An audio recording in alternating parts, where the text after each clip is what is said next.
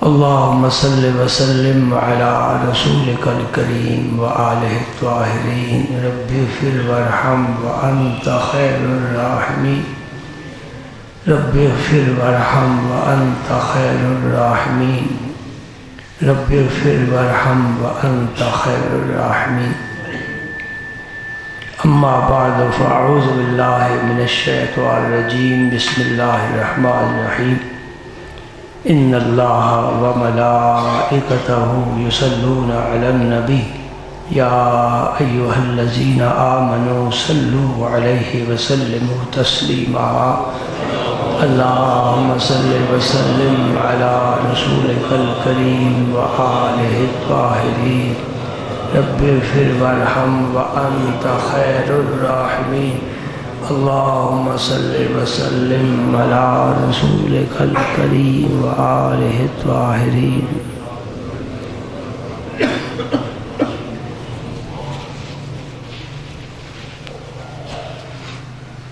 یہ درود پاک پڑھنے میں کوئی ثواب فائدہ ہے کہ نہیں ہے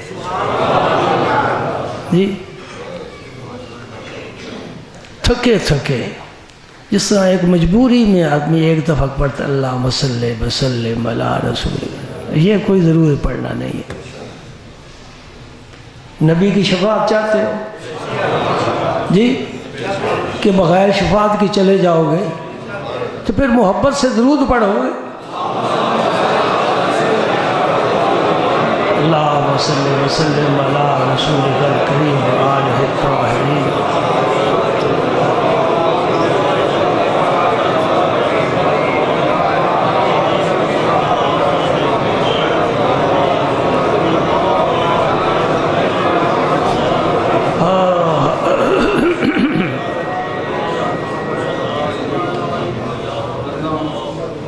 گزشتہ محفل کا اختتام ایک حدیث پاک پر ہوا تھا اور وہ حدیث مبارک مکمل نہیں ہو سکی آج میں اپنی گفتگو کا آغاز اسی حدیث پاک سے کرتا ہوں حضور نبی کریم رؤوف الرحیم رحمت للعالمین سب کو صلی اللہ علیہ وسلم آئندہ یاد رکھو درود پاک پڑھو گے تو میں تقریر کروں گا ورنہ میں تقریر نہیں کروں گا میری روح کی غذا مومن کی روح کی غذا آپ کی روح کی غذا اللہ کے نبی پر درود بھیجنا ہے جس نے اللہ کے نبی کو پہچان لیا اس نے رب کو پہچان لیا جس نے اللہ کے نبی کو پہچان لیا اللہ کے نبی کا حق بھی ادا کرنے کی کوشش کی اللہ کے رسول کی پیروی کرنا اور کثرت کے ساتھ اپنے نبی پر درود بھیجنا صلی اللہ علیہ وسلم صلی اللہ علیہ وسلم صلی اللہ علیہ وسلم ہم نے کیا کیا ایک مرتبہ درود پڑھا ہے رب نے 10 دفعہ رحمت نازل فرمائی 10 درجے بلند کیے ہیں 10 گناہ معاف کر دیے ہیں فائدہ تیرا ہے کہ نبی کا ہے اپنے فائدہ کا کام تو کرنا چاہیے نا صلی اللہ علیہ وسلم صلی اللہ علیہ وسلم میرے رسول پاک نے فرمایا کہ میں جنت میں گیا مجھے قرآن پاک پڑھنے کی آواز آئی جی کس کی آواز آئی جنت میں ٹیلی ویژن نہیں ہوگا کیا کرو گے پاکستانی لوگ کیا کریں گے جنت میں جا کر ساتھ بھی نہیں لے جا سکتے کوئی وصیت کر دے قبر میں رکھ دو فرشتے ٹکڑے ٹکڑے کر دیں گے اس کے بھی اور تیرے بھی اس سے پیار کرو جو دنیا میں فائدہ پہنچائے آخرت کو بھی فائدہ پہنچائے سارے مولوی کھپ رہے ہیں کوئی نہیں سنتا ان کی کیسی قوم آ گئی کیسی نسل آ گئی کیسا وقت آ گیا کیوں ہم اپنے راستے کو چھوڑ بیٹھے بھول گئے رب کا قرآن گھروں میں پڑھو قبر میں پڑھا جائے گا قبر میں پڑھا جائے گا جنت میں بھی پڑھا جائے گا یہ میرے نبی کا وہ صحابی ہے جس نے قرآن کو سینے سے لگا کر زندگی بھر رکھا تھا اب آنکھیں بند ہو گئی پھر بھی قرآن قبر سے آواز آئے گی قرآن یاد ہے صحابہ نے ایک جگہ دوران سفر خیمہ لگایا اور پتہ نہیں تھا یہاں کوئی مدفون ہے قبر مٹ گئی تھی اور قرآن پاک کی آواز مسلسل زمین سے آ رہی اور قرآن کی وہ سورت تبارک الذی بیدہ الملک سے شروع ہوتی ہے، جیسے سورہ ملک کہتے ہیں، وہ پڑھ رہا تھا۔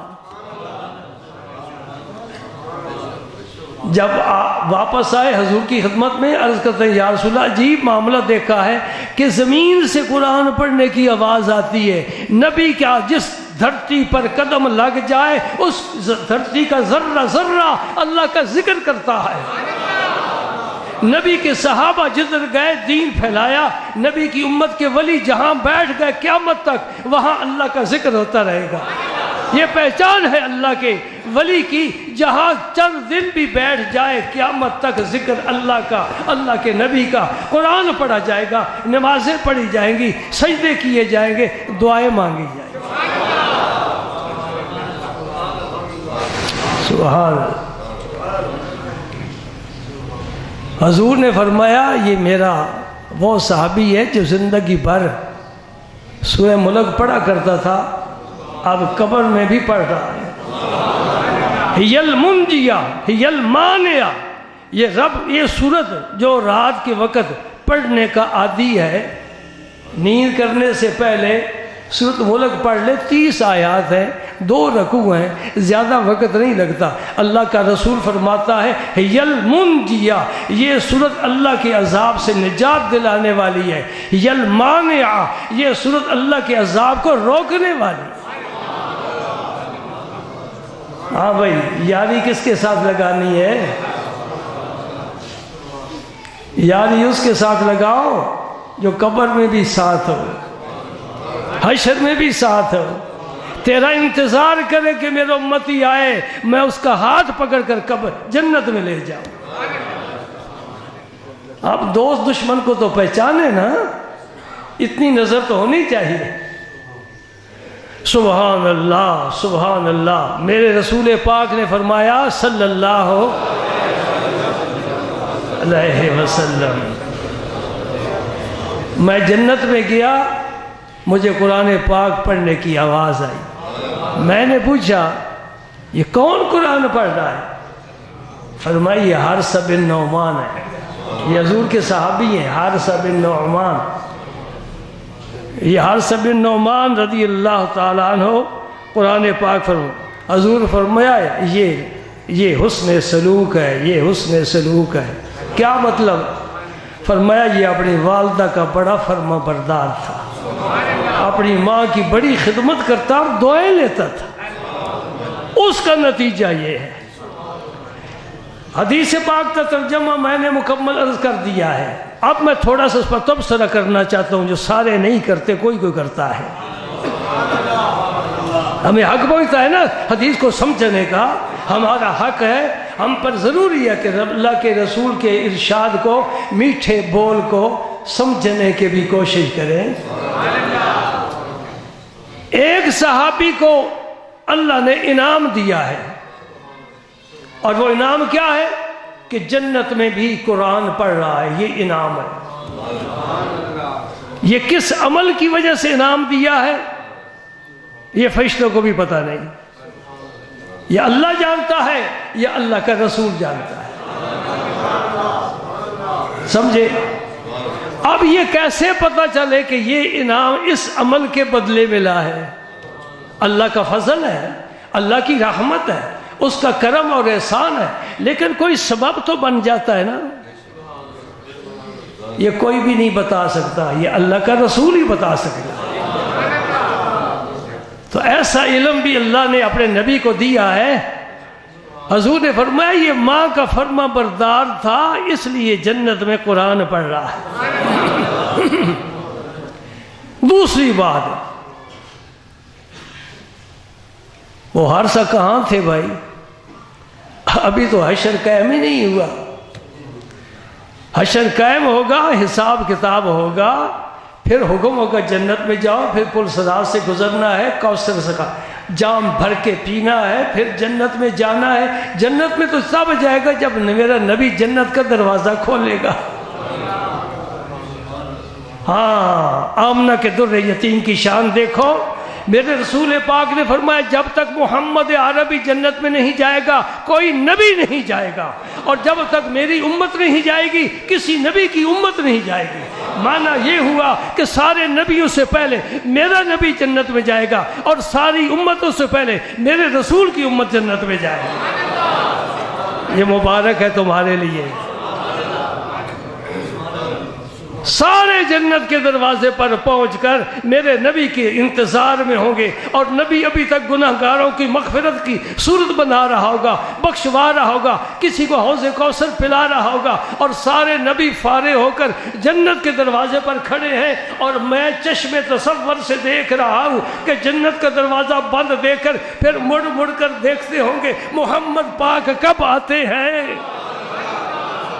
نبیوں کا جرم ہجوم ہے، 1.25 لاکھ نبی کھڑے ہیں، ان میں ابراہیم خلیل اللہ بڑی شان والے ہیں، وہ بھی کھڑے ہیں، یعقوب بھی کھڑے ہیں، حسین ترین یوسف بھی کھڑے ہیں، اسماعیل بھی کھڑے ہیں، اور مردوں کو زندہ کرنے والے عیسیٰ بھی کھڑے ہیں، اور تورات پڑھ کر سنانے والے موسیٰ کلیم اللہ بھی کھڑے ہیں۔ آخر 1.25 لاکھ نبی ہے، کس کا انتظار ہو رہا ہے؟ تمہارے میرے نبی کا انتظار ہے۔ اور جس کی عادات اپنانے والے، جس کی طریقے پر چلنے والے، جس کی سنتوں پر عمل کرنے والے نبی کو بڑے پیارے لگتے ہیں۔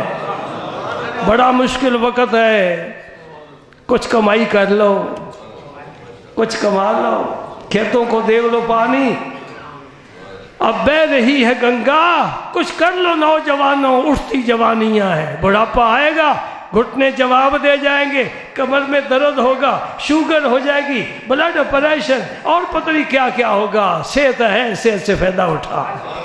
میرے نبی نے فرمایا 3 چیزوں سے پہلے 3 چیزوں کی قدر کرو، بیماری سے پہلے صحت کی قدر کرو، مصروفیت سے پہلے فرصت کی قدر کرو، اور موت سے پہلے زندگی کی قدر۔ سبحان اللہ۔ وہ صحابی ابھی تو زندہ ہے، ابھی تو زمین پر ہے، جنت 7 آسمانوں سے اوپر ہے، میرا نبی وہاں پہنچا ہوا ہے، وہاں قرآن کی آواز سن رہا ہے۔ وہ صحابی تو زمین پر ہے، اور ہو سکتا ہے رات کا وقت ہے، کیونکہ معراج رات کو ہی ہے، رات کا وقت ہے، وہ سو ہی رہے ہوں۔ یہ آواز کدھر سے آ گئی؟ اب میں خاموش ہو گیا ہوں، میری آواز آئی ہے آپ کو؟ بول رہا ہوں تو آواز آتی ہے نا۔ نبی نے کیسے آواز سن لی؟ امکانی صورت ایک یہ ہے، اللہ کے لیے نہ ماضی ہے نہ مستقبل ہے، بس ایک ہی زمانہ ہے۔ یہ مسئلہ میں نے پہلے بھی عرض کیا تھا، ہمارے لیے 3 زمانے ہیں، جو گزر گیا وہ تو ماضی ہے، وہ لوٹ کر نہیں آئے گا، جو آنے والا ہے اس کی خبر ہمیں نہیں آئے گا کہ نہیں آئے گا، وہ مستقبل ہے، بس یہ گزر رہا ہے۔ کسی نے کہا 4 دن زندگی ہے، کسی نے کہا نہیں 1 دن ہے، کسی نے کہا نہیں 1 سانس ہے، آیا تو زندگی ہے، نہ آیا تو زندگی نہیں، موت۔ یہ حال ہے۔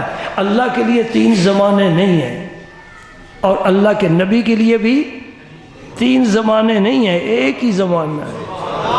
رب نے سارے زمانے کی کتاب کھول کر نبی کے سامنے رکھ دی، پڑھ لے پیارے، جو کچھ میں نے کیا ہے، جو کچھ کر رہا ہوں، جو کچھ کروں گا، میں نے تیرے سامنے رکھ دیا۔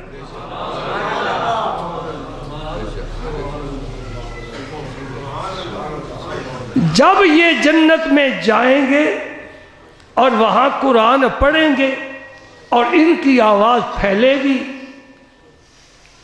وہ آواز نبی نے پہلے ہی سن لی ہے، ابھی آواز آئی نہیں، پہلے ہی سن لی۔ یہ میرے نبی کا کمال ہوا۔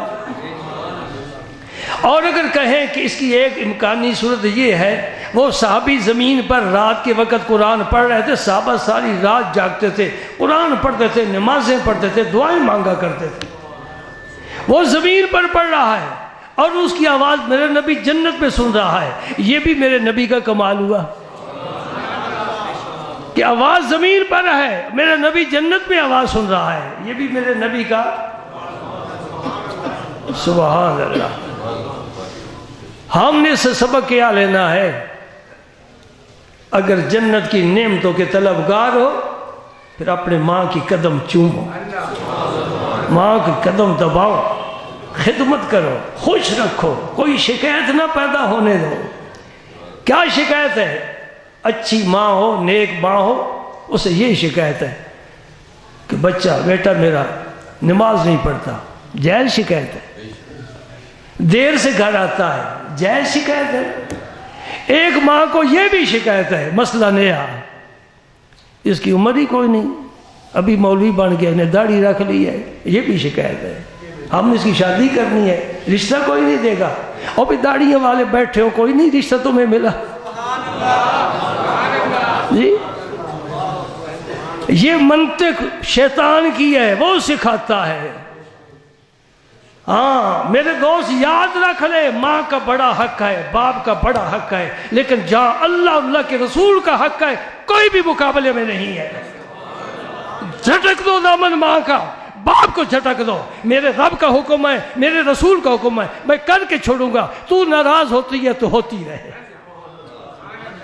یہ مسئلہ میں نہیں کر رہا، میرے رب کا قرآن کہتا ہے۔ ایک صحابی ہیں حضرت سعد بن ابی وقاص، بڑی مرتبہ ان کا اسم مبارک سنا ہے، بڑی شان والے ہیں، بڑی قد والے ہیں۔ حضور نے فرمایا یہ میرا ماموں ہے، کوئی مجھے اپنا ماموں دکھائے تو صحیح۔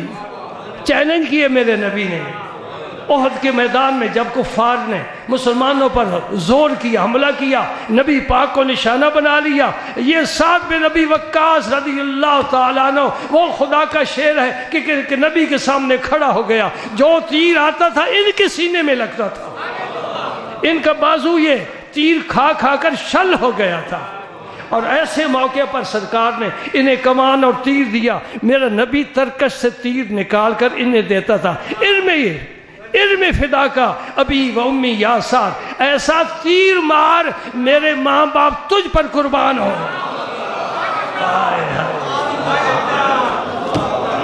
قربان جائیے وہ سعد جن پر میرا نبی پاک کی والدہ ماجدہ طیبہ طاہرہ جن راہوں سے گزری، ان راہوں کی مٹی ہم اپنی آنکھوں کا سرما بناتے ہیں، ان کے راستوں میں اپنا سر جھکاتے ہیں۔ میرا رسول فرما رہا ہے میرے ساتھ تو تیر مار، میرے ماں باپ تجھ پر قربان۔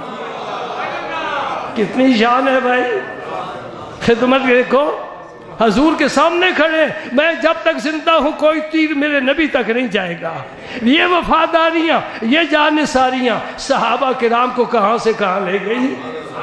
عرب کے بدو تھے، بولنے کی تمیز نہیں، مجلس میں بیٹھنے کے قابل نہیں، رب نے انہیں جنت کی نعمتوں کا وارث بنا دیا ہے۔ رب نے فرمایا رضی اللہ عنہم ورضوا عنہ، اے نبی کے یارو میں تم سے راضی، زندگی میں بھی بشارت سنا دی۔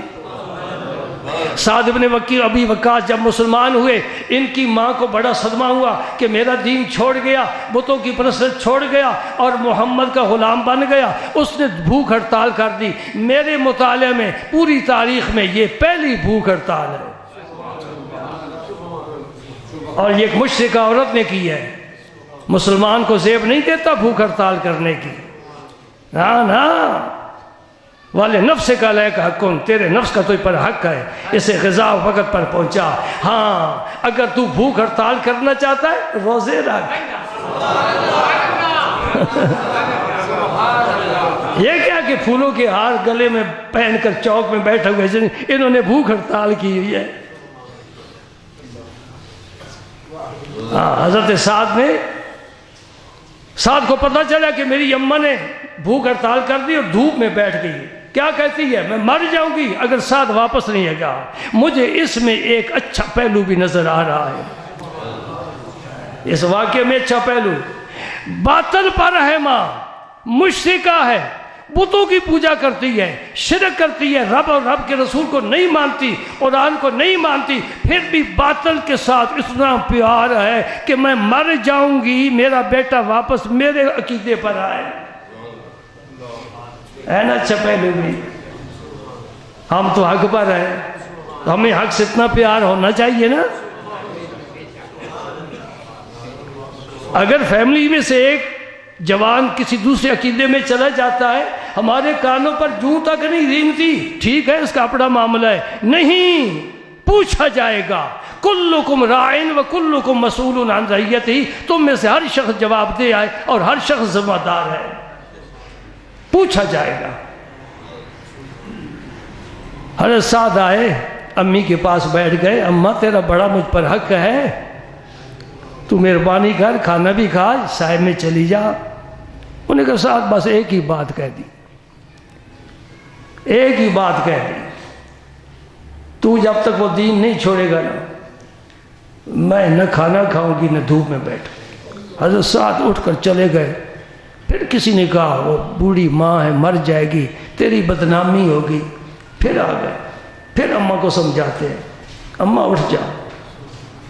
اپنے متعلق نہیں سوچا کہ ماں جو کہتی ہے کہ میں ہی نظر ثانی کر لوں، نہیں، نہ لگی آنکھ جب سے آنکھ لگی،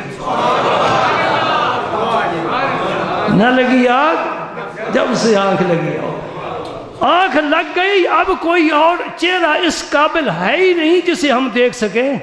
ایک بات میری یاد رکھو، ایمان لانے سے پہلے ہر شخص کی نظر نبی کے چہرے پر پڑتی تھی، لیکن اس وقت اسے چہرہ اور طرح نظر آتا تھا، اور جب ایمان لاتا تھا پھر چہرہ کچھ اور نظر آتا تھا۔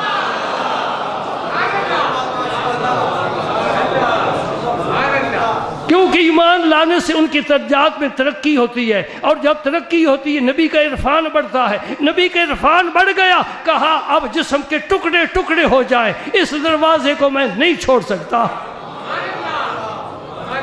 ہر ساتھ پھر آخری دفعہ گئے ماں کے پاس، اماں میں نے پہلے بھی سمجھایا، کل بھی پرسوں بھی، آج پھر آیا ہوں، مر جائے گی بھوک کی وجہ سے، شدت ہے کی گرمی ہے، اٹھ سائے میں بیٹھ کھانا کھا، اور جہاں تک تعلق ہے میرا تو مجھے مجبور کر رہی ہے، ماں اگر تو 1000 تجھے جانیں ملیں اور ایک ایک جان تیری نکل جائے، میں محمد پاک کا دامن نہیں چھوڑ سکتا۔ صلی اللہ علیہ وسلم، صلی اللہ علیہ وسلم، صلی اللہ علیہ وسلم، صلی اللہ علیہ وسلم۔ اے اللہ رحمت نازل فرما، برکت اور سلامتی نازل فرما اس خاک پاک پر جس نے میرے مصطفیٰ کے قدم چومے ہیں۔ سبحان اللہ۔ بات کہہ دی نا، بس میں فارغ ہو گیا، مرضی ہے تو مر جائے، تو ایک طرف، میرے نبی کے قدموں کی خاک ایک طرف، تو جیسے ہزاروں مائیں ہوں، میں اپنے رسول کی عزت پر قربان کرنے کے لیے تیار ہوں، میں تجھے چھوڑ سکتا ہوں، نبی کو نہیں چھوڑ سکتا۔ یہ ہے ایمان کا اٹل فیصلہ۔ لذت عشق عاشق کا دانن، لذت عشق، حضرت شیخ فرید عراقی رحمت اللہ علیہ فرماتے ہیں، لذت عشق عاشق کا دانن۔ اللہ اکبر، اللہ اکبر۔ یا اللہ کیا کریں، ہم بڑی نکمے ہیں، بڑی نالائق ہیں، کچھ بھی نہیں کر سکتے، اتنی بات بھی جرأت والی نہیں کر سکتے، چہرے پر داڑھی رسول کی سنت نہیں سجا سکتے، کیا کرنا ہے ہم نے؟ مسلسل نبی کی نافرمانی روز کی جا رہی ہے، روز کی جا رہی ہے، روز کی جا رہی ہے، ذرا بھی ضمیر بیدار نہیں، شرم نہیں آتی، حیا نہیں آتی۔ نبی کی شفاعت کا میں طالب ہوں، انہی کی نافرمانی روزانہ کرتا ہوں، روزانہ نبی کی نافرمانی کرتا ہوں۔ جنہوں نے چھوٹے چھوٹے خط رکھے ہوئے، برائے مہربانی نبی کی سنت پوری کرو، یہ چھوٹے چھوٹے خط، یہ ان کا کوئی فائدہ نہیں ہے۔ مشینیں بھی چلاتے ہو اور پھر نبی کی محبت کا دعویٰ بھی کرتے ہو، نہ، پورے کا پورا اسلام میں داخل ہو جا، چہرہ محمد عربی کی طرح بنا، قیامت دن فرشتہ کہے گا یہ داڑھی میرے تیرے رسول کی سنت ہے، چل میں تجھے رسول تک لے جاتا ہوں۔ بھٹکتا نہیں پھرے گا معاشر کے میدان میں، خدائے لم یزل کی قسم ہے، بھٹکتا نہیں پھرے گا، کیسے میں رسول کو ڈھونڈوں؟ اور تجھے ڈھونڈنے والے پھرتے ہوں گے، تجھے ڈھونڈنے والے پھرتے ہوں گے۔ کب تک چمک چہرے کی رہے گی؟ دل جو گندا ہے، یہ چہرہ میلا ہوگا تو دل صاف ہوگا۔ مان لے، مان لے، ایک غریب کی بات، ایک فقیر کی بات، ایک مسکین کی بات، ایک اپنے مخلص کی بات، تیرے فائدے کی بات کر رہا ہوں، خدا کی قسم اتنی برکتیں ہیں، اتنی سعادتیں، انسان معاشرے میں باعزت بن جاتا ہے۔ داڑھی ہو، سر پر ٹوپی ہو، جہاں بھی جاؤ گے عزت کی نظر سے دیکھے جاؤ گے۔ یہاں عزت کیا ہے جو وہاں عزت ملے گی؟ یا نفس کی بات نہ مانو، جب اللہ کے رسول کے سامنے ماں کی کوئی حیثیت نہیں، نفس پلید کی کیا حیثیت ہے؟ وسدے ہاسے تے وسدے ناسے، تیری جھوک دے آسے پاسے، نفس پلید کیتا، اصل پلید تے ناسے۔ اور سارے ولی، سارے غوث، سارے کتب، سارے ابدال، سارے اوتاد، سارے نبی، سارے نقیب، سارے ولی میری تائید کر رہے ہیں، ہر صحابی میری تائید کر رہا ہے، رب بھی فرما رہا ہے، یہ صحیح کہہ رہا ہے۔ کیوں؟ اطیعوا اللہ و اطیعوا الرسول، اطاعت کر، اللہ کی کر، اللہ کے رسول کی کر، نفس کی بات نہ مان، اپنی مرضی نہ کر۔ کہے میں تو غلام ہوں، کہتے ہیں نوکری تے نہ آنا کیا تعلق ہے، نوکری بھی کرنی اور نہ بھی کرنی نہیں، تو آقا ہے، تو مولا ہے، تو سردار ہے، تو رحمت للعالمین ہے، تو شفیع المذنبین ہے، میں عاجز بندہ، میں تیرا غلام، تیرا امتی، تو حکم فرمائے میں حکم کی تعمیل نہ کروں، اس سے بڑی بے ادبی کیا ہو سکتی ہے؟ جنہیں اللہ تعالیٰ حاضری حرمین شریفین کی نصیب فرماتا ہے نا، وہ وہاں کے لوگوں کے بعض طریقے دیکھتے ہیں، وہ پسند نہیں آتے۔ مثال کے طور پر قرآن پاک پڑھ رہے ہیں، سجدے کی آیت آ گئی، قرآن پاک کو نیچے کر پر رکھ دیا، سجدہ کر لیا۔ بعض لوگوں نے تو قرآن کو سر کے نیچے بھی رکھ کر آرام بھی فرما لیتے ہیں۔ یہ ادب تیرے خطے میں ہے، ہندوستان، پاکستان، بنگلہ دیش میں ادب ہے، دنیا میں کہیں ادب نہیں، اور یہ سب ولیوں کا فیضان ہے۔ جتنے ولی اس خطے میں ہوئے کسی خطے میں نہیں ہوئے، ان کی صحبت کا فیضان ہے کہ تو قرآن کو چومتا بھی ہے، اونچا بھی رکھتا ہے، لیکن ایک کمزوری بھی تو ہو جاتی ہے نا ہم سے، میں وہ بتانا چاہتا ہوں۔ لوگ کہتے ہیں یہ بڑے بے ادب ہے، یہ بڑے بے ادب ہے، قرآن کو نیچے رکھ دیتے ہیں۔ میں نے کہا مجھے یہ بتا، ایک آدمی قرآن پاک کو چومتا ہے، آنکھوں سے لگاتا ہے، ریشمی غلاف میں لپیٹ کر رکھتا ہے، اوپر رکھتا ہے، اور اس کی طرف پشت بھی نہیں کرتا، الٹے پاؤں جاتا ہے، لیکن قرآن کی بات نہیں مانتا، وہ ادب والا ہے؟ جی ہم یہ سارا کچھ کرتے ہیں، قرآن کی بات نہیں مانتے۔ قرآن کہتا ہے کہ سود کھاؤ، کیوں کھاتے ہیں؟ قرآن کہتا ہے رشوت لو، شراب پیو، نہیں، پھر قرآن کی نہیں مانیں گے، ادب ضرور کریں گے۔ میں پھر اس نے اتنی بے ادبی کی ہے کہ قرآن کو کار پر رکھ لے، اور یقین جانو میں نے ایک شخص کو دیکھا کرسی پر بیٹھا ہے مسجد نبی شریف میں اس کے پاس بیٹھا ہوں، میں اپنے ذکر میں مصروف ہوں، وہ قرآن پاک کی تلاوت کر رہا ہے، اور جب آیات عذاب پر آیا اس کی خدا کی قسم آنکھوں سے آنسو جاری ہے۔ میں نے کہا یہ ہے قرآن پڑھنا، اس کو کہتے ہیں قرآن سمجھ کر پڑھ رہا ہے اور آیات عذاب برداشت نہیں کر سکا، اس کی آنکھوں سے آنسو جاری ہو گئے۔ بڑا مجھے اس نے متاثر کیا، میں نے کہا قرآن پڑھنے کا لطف آیا نا، ہم سارا قرآن پڑھ جاتے ہیں۔ اللہ اکبر، اللہ اکبر۔ دوستوں آخری بات کہہ رہا ہوں، اللہ کے رسول کی نافرمانی نہ کرو۔ مومن کو یہ زیب ہی نہیں دے، کلمہ پڑھتا ہے لا الہ الا اللہ محمد رسول اللہ، تو پھر اس جب رسول مان لیا تو اس کی بات بھی مانو۔ جی امام تمہارا تنخواہ دار 7,000 8,000 یہ تنخواہ ہے، وہ رکوع میں جاتا ہے تو تم جاتے ہو نا، سجدے میں جاتا ہے تو جاتے ہو، اگر وہ قیام ہی رہے، کھڑا ہی رہے، آپ تھک بھی جائیں، مچھر تنگ کرے، آپ خارش بھی کرتے رہیں، کوئی کام بھی آپ کو یاد ہو، اس نے لمبی قرات کر دی تو آپ رکوع سجدہ کر کے نماز پڑھ لیں گے؟ نہیں۔ یہ جو ہمارا تنخواہ دار امام ہے، اس امام کی ہم اتنی خبر رکھتے ہیں کہ رکوع میں جائے تو جائیں گے، سجدے میں جائے. ہاں ایک مسئلہ فقہ کا سن لو، اگر امام بھول گیا اور تم نماز میں نہیں تھے، تم دوسری یا تیسری رکعت میں شامل ہوئے، امام پہلے بھول چکا ہے، تم تو نہیں بھولے. اب امام جب سجدہ سہو نکالے گا تو آپ کو بھی سجدہ سہو نکالنا پڑے گا. تم اس وقت موجود نہیں تھے جب امام بھولا ہے، لیکن اس کے بھولنے میں اللہ کے نبی کا فرمان ہے تجھے بھی بھولنا پڑے گا، اور وہ اگر سہو کا سجدہ کرے تجھے بھی سجدہ سہو کرنا پڑے گا. ہمارا تنخواہ دار امام کے ہم اتنے پیروی کرنے والے ہیں، اور جو مسجد اقصی میں 1.25 لاکھ نبیوں کا امام ہے اس کی کیا شان ہے؟ وہ فرمائے یہ کام کرو اور ہم نہ کریں. کیا حکم ہے شریعت کا؟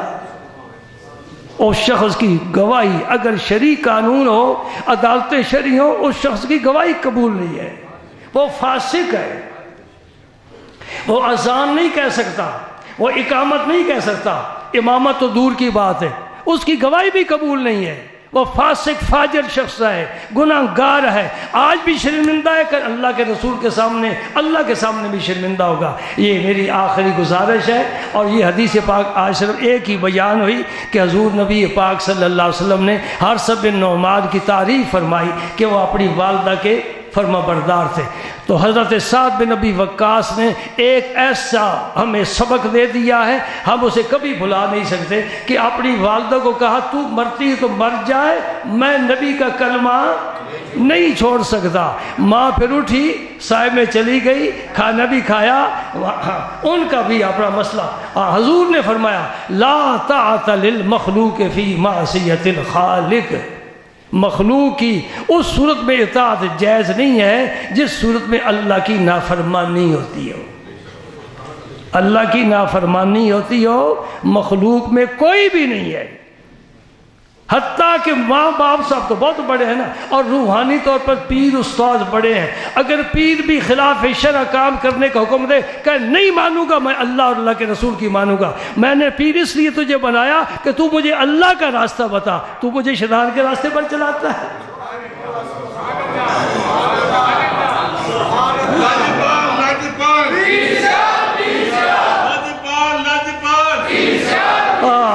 پہلی بات تو یہ ہے کہ جو کامل مرشد ہے وہ شریعت کے خلاف کبھی مرید سے بات کرتا ہی نہیں ہے. لیکن اگر 2 نمبر پیر ہے، وہ اگر تمہیں حکم دیتا ہے کہ یہ کام کرو اور وہ کام شریعت کے خلاف ہے، پیر کو صاف جواب دے کہ ہم یہ کام نہیں کر سکتے، اللہ کا رسول تجھ سے مقدم ہے، تو ایک بندہ ہے، نیک ہے، نیک سمجھ کے تیرے ہاتھ میں ہاتھ دیا ہے. نہیں سمجھے؟ خدا کی قسم اللہ اللہ کے رسول کا فرمان بڑا ہے، بہت بڑا ہے. میرے پاس کوئی لفظ نہیں میں بیان کر سکوں. سارے ولیوں نے، سارے نبیوں نے اللہ کے رسول کے سامنے سر جھکایا ہے. میرا نبی جب مسجد اقصی میں نماز پڑھا رہے تھے اور سر بسجود تھے، حضور کے پیچھے آدم علیہ السلام کھڑے تھے. جی آدم کے پیچھے آدم کی ساری اولاد قیامت تک ابو البشر ہے نا.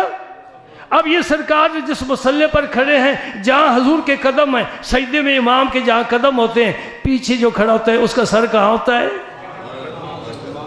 ذرا چشم تصور سے دیکھ، مسجد اقصی کا ذرا معائنہ کر. وہ آمنہ کا یتیم جہاں ان کے قدم ہیں، ابو البشر کا وہاں سر رکھا ہوا ہے اور پڑھ رہا ہے سبحان ربی الاعلیٰ. اور میرا وجدان کہتا ہے یہ کلمہ نبیوں نے زندگی میں لاکھوں مرتبہ پڑھا ہوگا، بڑا لطف پایا ہے، لیکن خدا کی قسم جب میرے رسول کے قدموں میں سر رکھ کر کہا گا سبحان ربی الاعلیٰ، کوئی نیا سرور آیا ہوگا. اس کی وجہ کیا ہے؟ سب نے سبحان ربی الاعلیٰ کہا ہے، لا الہ الا اللہ کہا ہے، الحمدللہ کہا ہے، سبحان اللہ کہا ہے، ماشاء اللہ کہا ہے، رب کا ذکر کیا ہے، لیکن رب کو دیکھا نہیں ہے. سوا لاکھ نبیوں سے پوچھ رہا ہوں کہ دیکھا نہیں ہے؟ اللہ اللہ کہتے ہیں جبریل نے پیغام دیا ہے، اللہ اللہ کرتے ہیں اللہ کو دیکھا نہیں ہے۔ آج سبحان ربی الاعلیٰ کہہ رہا ہوں اور اس نبی کے قدموں میں کہہ رہا ہوں جو رب کو دیکھنے والا ہے، دیکھنے جا رہا ہے، دیکھ کر آئے گا، پھر جائے گا، پھر آئے گا، پھر جائے گا، پھر آئے گا۔ یہ جانا آنا ان کی مرضی پر، یہ گویا سیر ہو رہی ہے۔ اور صرف یہ نہیں کہ جا رہے ہیں آ رہے ہیں، نہیں، امت سے بڑا بوجھ ہلکا کر رہے ہیں، 5 نمازیں معاف کرا رہے ہیں۔ رب نے پہلی مرتبہ 5 نہیں فرمائی، کہا یہ آتا رہے، یہ جاتا رہے، اس آتے بھی دیکھیں، اس کو جاتے بھی دیکھیں۔ خرامہ خرامہ معطر معطر، خرامہ خرامہ معطر معطر، بہار آ رہی ہے کہ وہ آ رہے ہیں۔ خرامہ خرامہ معطر معطر، بہار آ رہی ہے کہ وہ آ رہے ہیں۔ سبحان اللہ۔ کیا کہا حضرت نے؟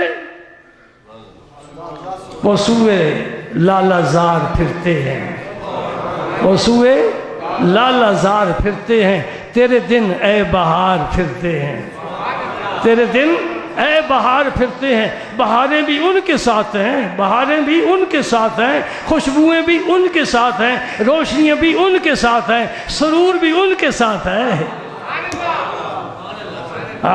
جام چلنے لگے، جب وہ آ گئے نا تو مجلس بدل کا رنگ بدل گیا۔ کہنے والا کہتا ہے جب وہ آ گئے مجلس میں تو جام چلنے لگے، دل مچلنے لگے، انجمن جھوم اٹھی، بزم لہر آ گئی، بعد مدت کے محفل میں یوں آ گئے جیسے گلشن میں فصل بہار آ گئی۔ زندگی ایک چمن ہے مگر اس چمن کی بہار و خزاں کچھ نہیں، وہ نہ آئیں تو سمجھو خزاں کے ہے دن، وہ جو آئیں تو سمجھو بہار آ گئی۔ ساری بہاریں ان کے قدموں کے ساتھ وابستہ ہیں، ساری بہاریں ان کے دامن سے وابستہ ہیں۔ مکہ میں تھے، مکہ عزت والا تھا، مدینہ پاک میں آئے، مدینہ بازی لے گیا۔ سبحان اللہ۔ لا اقسم بہذا البلد وانت حل بہذا البلد، میں شیر کی قسم کھاتا ہوں، کیوں نہ کھاؤں، تم اس گلیوں میں چلتے ہو۔ امام مالک فرماتے ہیں یہ شہر کا کمال نہیں ہے، شہر میں کعبہ بھی ہے اس کی قسم نہیں ہے، شہر میں مقام ابراہیم بھی ہے اس کی قسم نہیں ہے، حجر اسود بھی ہے اس کی قسم نہیں ہے، اللہ اکبر، صفا و مروہ بھی ہے نا اس کی قسم نہیں ہے، آب زمزم بھی ہے اس کی قسم نہیں ہے، رکن یمانی بھی ہے اس کی قسم نہیں ہے۔ قسم کس کی ہے؟ تیرے رخ پاک کی قسم ہے، تیرے رخ پاک کی قسم ہے۔ یہ چمکتا چہرہ جہاں ہوگا ہماری برکتیں وہیں چلی جائیں گی۔ مکے سے حضور چلے گئے، مکہ یتیم ہو گیا، اب مکے میں مسلمانوں کے لیے رہنا حرام ہے۔ مسئلہ سمجھے؟ جب حضور ہجرت فرما کر چلے گئے، اب ہجرت کا حکم عام ہو گیا، اب کوئی کلمہ پڑھنے والا مکے میں رہے تو گناہگار ہوگا، سوائے اس کے جسے کافروں نے قید کر رکھا ہے، ورنہ سب کے جی ادھر ہی تھے۔ وہی مکہ ہے، وہی کعبہ ہے، وہی حرم ہے، وہی میزاب رحمت ہے، وہی حتیم ہے، وہی حجر اسود کے بوسے ہیں، وہی مقام ابراہیم پر سجدوں کا لطف ہے، وہی آب زمزم کی لذت ہے۔ سب کچھ چھوڑ دیا، سب کچھ چھوڑ دیا، کعبے کو چھوڑ دیا۔ کعبہ تو وہ جا رہا ہے، کعبہ تو وہ جا رہا ہے، قبلہ تو وہ جا رہا ہے، وہ جسے چاہیں گے قبلہ بنا۔ کسی نبی نے کوئی قبلہ نہیں بنایا، رب نے جو قبلہ بنا دیا کہا ٹھیک ہے یا اللہ، وہ بیت المقدس ہے۔ سارے نبی بیت المقدس کی طرف رخ کر کے نمازیں پڑھتے ہیں۔ یہ نبی ہے جس نے نبیوں کا بھی ساتھ دیا، بیت المقدس کو بھی عزت دی، اور 16-17 ماہ بیت المقدس کو قبلہ بنا کر نبی نے نمازیں پڑھی، لیکن دل چاہتا تھا بنائے خلیل کو قبلہ بنایا جائے، زبان سے نہیں عرض کیا، دل چاہتا تھا، وہ دلوں کے راز جانتا ہے۔ آپ نماز پڑھ رہے ہیں، 2 رکعتیں ہو چکی، رب نے فرمایا فَلَنُوَلِّيَنَّكَ قِبْلَةً تَرْضَاهَا، تو جسے پسند کرتا ہے میں وہی قبلہ بنا دوں گا، بنا دوں گا۔ اور بناتا کیوں نہیں؟ ابھی ہے مولد، ہاں قد نرا تقلب وجہک فی السماء، تو جب چہرہ اٹھا کر مجھے دیکھتا ہے بڑا ہی پیارا لگتا ہے، تو مجھے دیکھتا ہے، پھر نظر نیچے جھکتی ہے، پھر نظر اٹھتی ہے، جبریل آ رہا ہے کہ نہیں آ رہا؟ رب کہتے تیرے اٹھتے ہوئے چہرے کو میں دیکھ رہا ہوں، قبلہ تو بنا ہی دوں گا نا۔ یہ منظر بڑا پیارا ہے، یہ منظر بڑا زبردست ہے، یہ غضب کا منظر ہے۔ فَلَنُوَلِّيَنَّكَ قِبْلَةً تَرْضَاهَا۔ ایک مولوی نے لکھا اپنی کتاب میں، نبی کے چاہنے سے کچھ نہیں ہوتا۔ استغفر اللہ، استغفر اللہ۔ دیکھ لے، دین کی باتیں تو سنے گا نا، تو ان کے اندر جان کر نہیں دے سکتا، یہ ہاتھی کے دانت ہیں جی۔ میں نے اپنے ساتھی کو بتایا، میں توسط شریف سے آ رہا تھا، صبح کی نماز پڑھنی تھی، ایک مسجد میں رکا، ہم نے جماعت کے ساتھ اپنی نماز پڑھ لی، ایک صاحب نے اذان کہی۔ اب مسجد میں جتنے بھی نمازی تھے نا، کسی نے نہ اذان سنی، نہ اس کا جواب دیا، نہ دعا مانگی۔ میں بڑا حیران کہ یہ تو ہم سے زیادہ دین کے ٹھیکیدار ہیں، ہمارا تو بڑا محدود کاروبار ہے، ان کا بڑا وسیع، ہر بر اعظم میں ان کا کاروبار چل رہا ہے۔ ٹھیک ہے، دین کی بات کرتے ہیں۔ میں نے مؤذن کو پکڑ لیا، میں نے کہا آپ نماز پڑھاتے ہیں؟ جی نہیں، قاری صاحب پڑھاتے، وہ ابھی آئے نہیں۔ میرا ان کو پیغام دے دینا کہ یہ جو آپ کے نمازی ہیں نا، آج دن تک ان کو یہ بھی مسئلہ نہیں سمجھایا گیا۔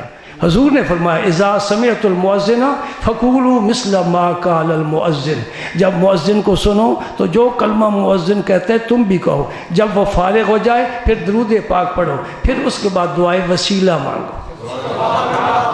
میں نے اپنے ساتھیوں کہا یہ سب ہاتھی کے دانت ہیں، اندر کچھ نہیں ہے، دکھانے کے لیے بڑا دین ہے، اندر دین ہوتا وہ جو قرآن پڑھ رہے تھے وہ قرآن بند کر دیتے، حکم ہے شریعت کا۔ قرآن پڑھ رہا ہے، اذان شروع ہو گئی، قرآن پاک بند کر دو، اذان سنو، اس کا جواب دو، اس لیے کہ اعلیٰ حضرت نے فرمایا ہے جو شخص اذان کا جواب نہیں دیتا اس کے سوء خاتمے کا ڈر ہے، ممکن ہے اس کا خاتمہ ایمان پر نہ ہو۔ یہ اتفاقاً مسئلہ آ گیا نا۔ اب میں نے ایک اور مسئلہ بھی بیان کرنا ہے، اذان کا جواب دینا، اذان خاموشی سے سننا، باتیں ہو رہی ہیں چپ، اذان سنو۔ مسئلے تو میں آپ تک پہنچا دیتا ہوں، اللہ تعالیٰ عمل کی توفیق دے۔ ایک لوہار لوہا گرم کر کے آئرن پر رکھ کر ہتھوڑے کے ساتھ کوٹ رہا ہے،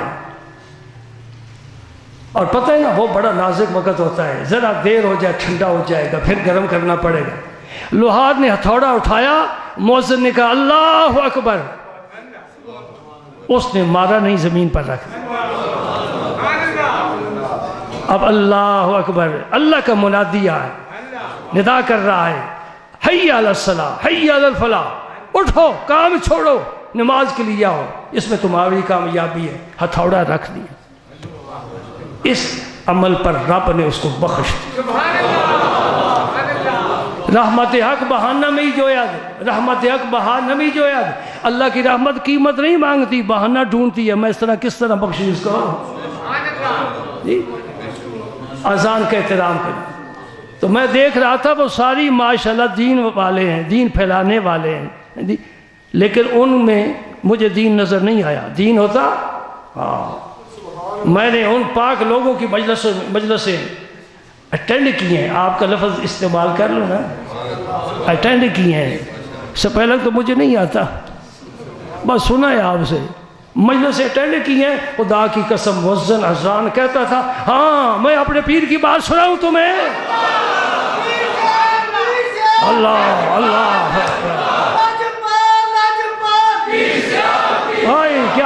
کیا کروں، بڑے یاد آتے ہیں، بڑے یاد آتے ہیں، جب یاد آتے ہیں پھر ہم سب کو بھول جاتے ہیں۔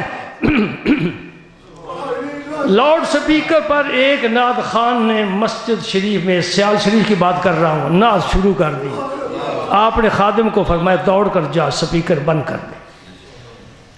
بعض جو بیٹھے تھے حیران رہ گئے کہ نعت شریف بند کرا دی۔ وہ نعت پڑھنے والا بیچارہ بڑا پریشان ہو گیا، میں اس کو بھی جانتا ہوں۔ وہ بڑا پریشان ہو گیا کہ کوئی میری غلطی ہے جس وجہ سے میری نعت بند ہو گئی۔ وہ آپ کی خدمت میں حاضر ہو گیا، آپ وضو فرما رہے تھے، نعت بند کرا کے آپ اٹھے، آپ نے وضو فرمایا، وضو فرما کر پھر آپ اپنے مصلی پر بیٹھے۔ اس نے معافی مانگی، حضور مجھ سے کوئی غلطی ہوئی ہے؟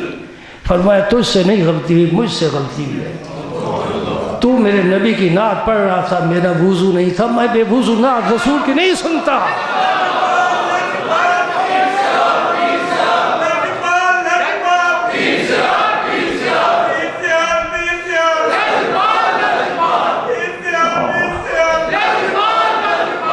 اور لب کے لیاوا کتوں سونا تیرے نال دا، اور تم بھی پیر رکھتے ہو، میرے پیر جیسا کوئی پیر دکھاؤ تو صحیح۔ قمر علوم، قمر سے علی روڈ، یوں ہی تو نہیں یہ قمر کا نام گونج رہا۔ کوئی مجھے ایسا پیر نظر نہیں آئے گا جس نے سبزے پر قدم نہ رکھا ہو۔ میرے پیر نے پوری زندگی سبزے پر قدم نہیں رکھا، یہ روضہ پاک کا رنگ ہے، بے ادبی ہوتی ہے۔ یہ ہے میرا پیر، کسی کا پیر ہے تو مجھے دکھائے۔ فرمایا تو نے نعت شروع کر دی، میرے رسول کی تعریف شروع کر دی، اور میں بے وضو بیٹھا سنتا رہوں، اس سے بڑی بے ادبی کیا ہو سکتی ہے؟ میں نے وضو کیا ہے، اب جا کر نعت پڑھ، ہم سنیں گے۔ واہ لجپال، واہ کریم، لب کے لیاوا کتوں سونا تیرے نال دا۔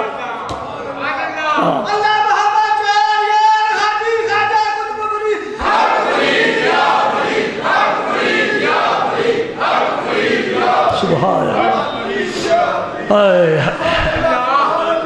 اچھا دوستو، اللہ تعالیٰ میری حاضری قبول فرمائے اور آئندہ جمعے پھر موقع عطا فرمائے، ہم اللہ کے نبی کی باتیں سنیں، سنائیں، پڑھیں۔ میں اس سے پہلے کہ ممبر چھوڑوں آپ سے ایک دعا کی درخواست کرنا چاہتا ہوں۔ قبلہ دیوان صاحب، آستانہ عالیہ، پاک پتن شریف، آپ کی طبیعت کافی علیل ہے اور آپ لاہور ہسپتال داخل ہیں، ہمارے لیے تو بہت بڑا سرمایہ ہے۔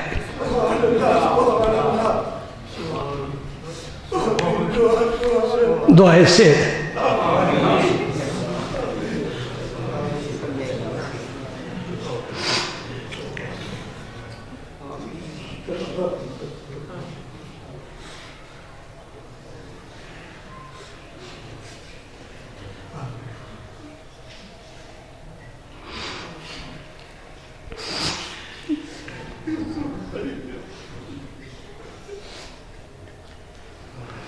برحمتک یا ارحم الراحمین۔